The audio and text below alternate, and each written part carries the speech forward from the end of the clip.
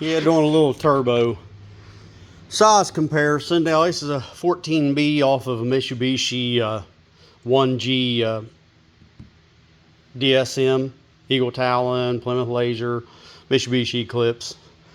This is a GT30 76, and this is a Precision 6262. You see the inlet of the 62, and there you go. You got the GT30 76 and a 14B, which is a wee little baby turbo. And the 14B I took off of a 1G, if you're following my videos. 1G DSM. I'm building a Honda Civic for a guy. He's taken off, it's a GT35 by something, I don't know what it is, just to eBay. Now this is a max speeding rods. Now a lot of people are like, oh, it's just a cheap turbo. But one thing good about these things, they are balanced. They give you your balance marks. And a lot of people don't know, but VSR Racing does their balances. So if you're buying a VSR Racing turbo, you're basically getting the same quality as one of these. These are just cheaper name brand turbos. VSR Racing, or VS Racing or whatever. That's what that is right there. That's a 7875 turbo. This is 3000 GT build. It's been going on for a long time. It's got a long way to go. Got to pull the engine.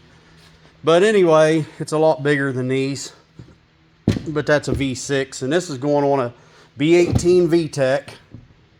Is what this is going on. Journal bearing. This is also a journal bearing.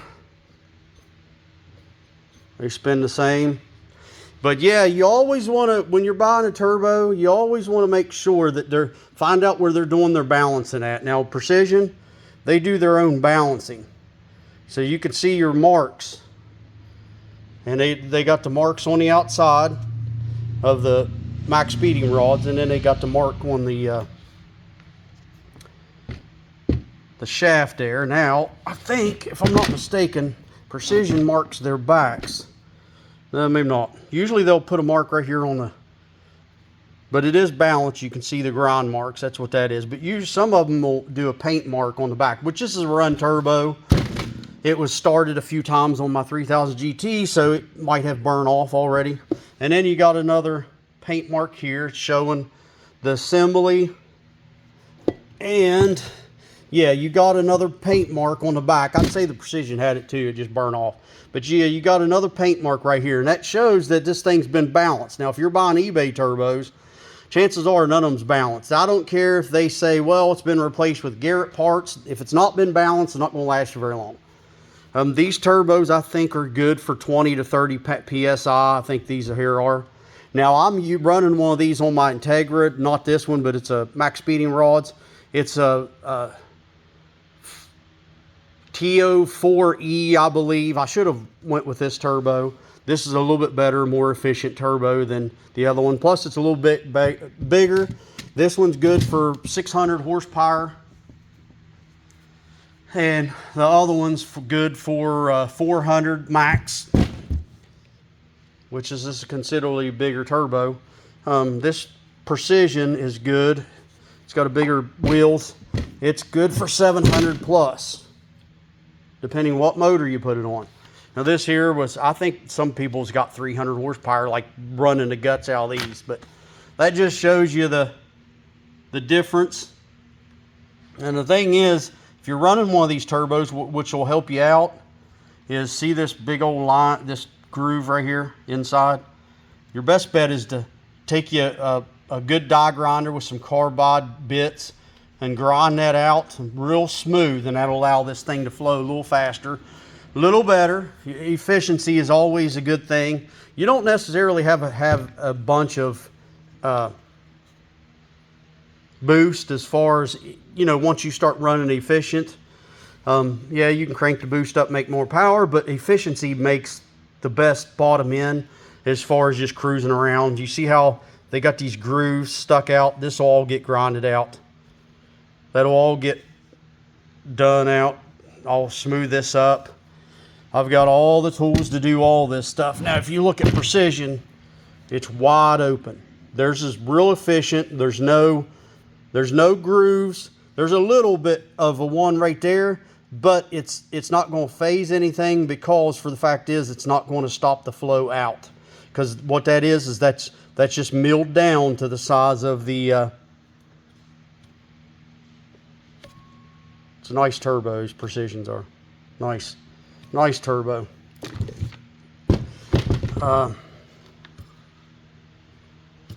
Spins considerably, but this one's been run, so it's a little bit more free. And these are journal bearings. If it was a ball bearing turbo, it would have kept spinning. But I was just doing a size comparison to some turbos. If you like, subscribe, and you'll follow my build out there. I got this thing put together. I'll do another video about it because I've done a lot of work to it. It's not mint, but it's come back. I mean, I've done it. That's the second DSM. The other one was Eagle Talon. Eagle Talon I brought it back from the dead. I mean, it was basically ready for the junkyard. But I got it back running real good, but ended up selling it years and years ago because I just had other priorities going on. But anyway, I hope you liked the video. Just like and subscribe, support the channel. I'm going to try to do more of the work that I do because I'm always doing stuff. Like I just did this, porting these. If you're running a DSM, it's important to port your, this is a lot bigger than a factory. I took a carbide, smoothed all this out, opened this wide open to the gasket. Now there's two different size gaskets you got to understand. So this is a 1G. Now the 2G I got on there now. The reason why I swapped them out is because the 2G is supposed to flow better, but the problem I had, these threads were jacked up. I run a thread runner through it after I got it off, but I had a spare 2G one that I just ported out real good. Got it running. But anyway, like and subscribe, help support the channel, and we'll be back, and I'll do a couple more on some stuff, DSM stuff, if you want me to. I got a Honda Civic that I'm doing, and just like and subscribe and comment, something you might want to see. Thanks for watching.